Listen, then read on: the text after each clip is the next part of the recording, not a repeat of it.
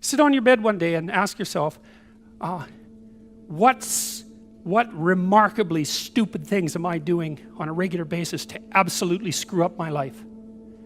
And if you actually ask that question, but you have to want to know the answer, right? Because that's actually what asking the question means. It doesn't mean just mouthing the words. It means you have to decide that you want to know.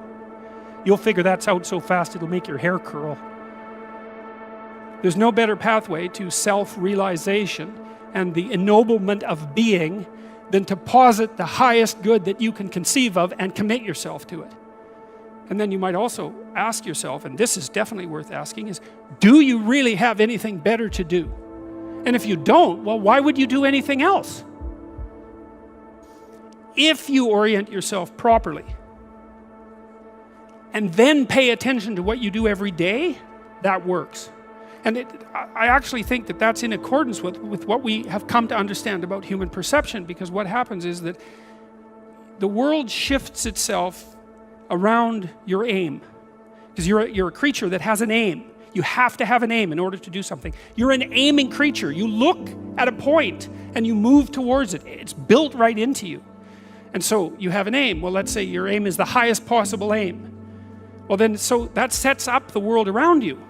It organizes all of your perceptions. It organizes what you see and you don't see. It organizes your emotions and your motivations. So you organize yourself around that aim, and then what happens is the day manifests itself as a set of challenges and problems, and if you solve them properly, then you stay on the pathway towards that aim, and you can concentrate on the day, and so that way you get to have your cake and eat it too, because you can point into the distance, the far distance, and you can live in the day.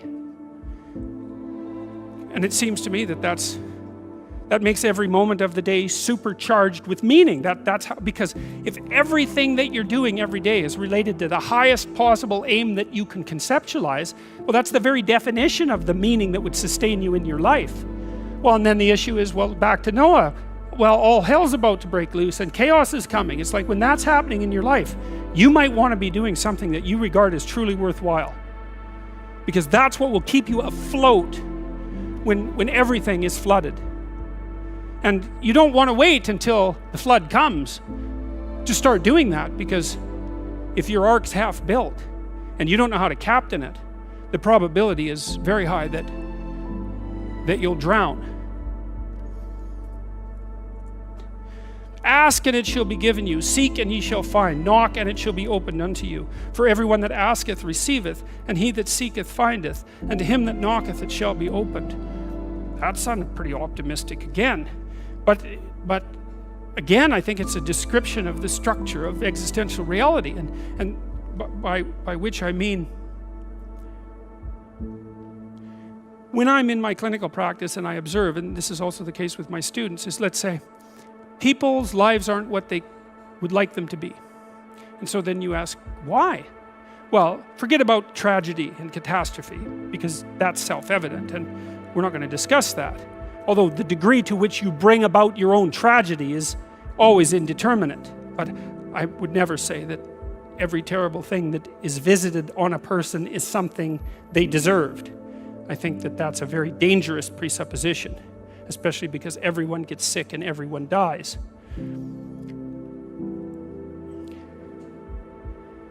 But one of the main reasons that people don't get what they want is because they don't actually figure out what it is. And the probability that you're going to get what would be good for you, let's say, which would even be better than what you want, right? Because, you might be wrong about what you want easily. But maybe you could get what would really be good for you. Well, why don't you? Well, because you don't try. You don't think, okay, here's what I would like if I could have it. And I don't mean in a way that you manipulate the world to force it to deliver you goods for status or something like that. That isn't what I mean. I mean something like, imagine that you were taking care of yourself like you were someone you actually cared for. And then you thought, okay, I'm caring for this person. I would like things to go as well for them as possible. What would their life have to be like in order for that to be the case? Well, people don't do that. They don't sit down and think, all right, let's figure it out. You've got a life. It's hard, obviously. It's like 3 years from now, you can have what you need. You got to be careful about it. You can't have everything. You can have what would be good for you, but you have to figure out what it is, and then you have to aim at it. Well, my experience with people has been if they figure out what it is that would be good for them, and then they aim at it, then they get it. And it's strange because it's a strange thing. It's not quite that simple because, you may formulate an idea about what would be good for you, and then you take 10 steps towards that, and you find out that your formulation was a bit off, and so you have to reformulate your goal. So you're kind of going like this as you move towards the goal. But a huge part of the reason that people fail is because they don't ever set up the criteria for success. And so, since success is a very narrow line and very unlikely, the probability that you're going to stumble on it randomly is 0. And so there's a proposition here, and the proposition is, if you actually want something, you can have it. Now the question then would be, well, what do you mean by actually want? And the answer is that you reorient your life in every possible way to make the probability that that will occur as certain as possible. And that's a sacrificial idea, right? It's like, you don't get everything. Obviously. But maybe you can have what you need. And maybe all you have to do to get it is ask. But asking isn't a whim or today's wish. It's like, you have to be deadly serious about it. You have to think, okay, like I'm taking stock of myself. And if I was going to live properly in the world and I was going to set myself up such that being would justify itself in my estimation, and I don't mean as a harsh judge, exactly what is it that I would aim at? And so the issue is not so much the blindness of others, even though there's as much blindness among others as there is for you. But the issue here, the advice here, the description here is, you should be concerned about what's interfering with your own vision first.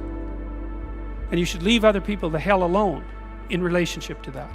And so if your mode of being in the world is, if you would just act better, things would improve for me, or if you identify the evil and the catastrophe as something that's outside, that someone else needs to fix, or that someone else is responsible for, then you're not going to fix that.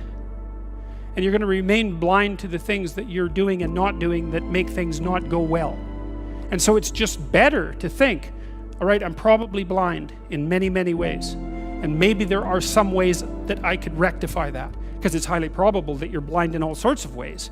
I mean, in fact, it's virtually certain. And so it's just more useful to think, how is it that I'm wrong in this situation? I'll tell you something that I learned to do when I was arguing with my wife, which happened quite frequently, because when you actually communicate with people, you find out that there's many things that you don't agree on. And that's because you're actually different creatures.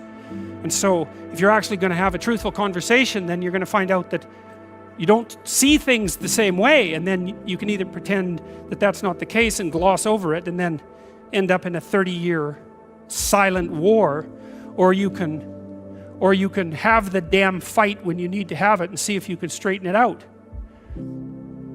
So now and then we'd get in a situation where we were at loggerheads, we couldn't move. And, it would spiral up into hate speech, let's say.